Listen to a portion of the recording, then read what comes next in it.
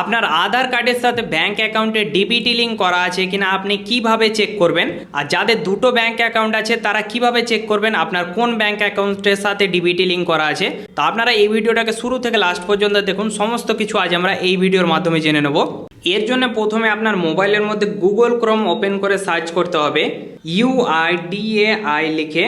এটা লিখে সার্চ করলে আপনাদের সামনে আধারের অফিসিয়াল ওয়েবসাইটটা চলে আসবে। আপনাদের এই ওয়েবসাইটের উপরে ক্লিক করতে হবে।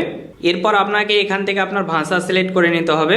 তারপর আপনাদের সামনে এরকম একটা ইন্টারফেস ওপেন হয়ে যাবে। তো আপনাদের একটু নিচের দিকে আসতে হবে। এরপর আপনারা একটা অপশন দেখতে পাবেন আধার সার্ভিস নামে, আপনাদের এই অপশনটির উপরে ক্লিক করতে হবে।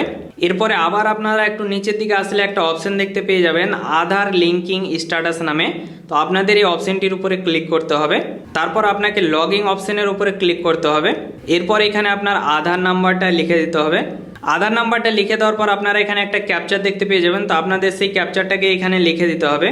এরপর আপনারা লগইন উইথ ওটিপি অপশনের উপরে ক্লিক করলে আপনার আধার কার্ডের রেজিস্টার মোবাইল নাম্বারের মধ্যে একটি ওটিপি যাবে। তো আপনাকে সেই ওটিপিটাকে এখানে লিখতে হবে। এরপর লগইন অপশনের উপরে ক্লিক করলে আপনার আধারের আইডিটা লগইন হয়ে যাবে। তারপরে আপনাদের একটু নিচের দিকে আসলে একটা অপশন দেখতে পেয়ে যাবেন ব্যাংক সিডিং স্ট্যাটাস নামে। তো আপনাদের এই অপশনটির উপরে ক্লিক করতে হবে। তারপরে আপনি এখান থেকে দেখতে পেয়ে যাবেন আপনার আধার কার্ডের সাথে ব্যাংক অ্যাকাউন্টে ডিবিটি লিঙ্ক করা আছে কিনা। যদি আপনার ব্যাংক সিডিং স্ট্যাটাস অ্যাক্টিভ দেখায় এর মানে আপনার ডিবিটি লিঙ্ক করা আছে। আর ব্যাংক নেমের জায়গায় আপনার কোন ব্যাংকের সাথে ডিবিটি লিঙ্ক করা আছে আপনি সেটাও এখান থেকে চেক করতে পারবেন। তো যদি আপনাদের এই ইনফরমেশনটি ভালো লেগে থাকে তো ভিডিওটিকে একটা লাইক আর চ্যানেলটাকে সাবস্ক্রাইব করতে একদম ভুলবেন না।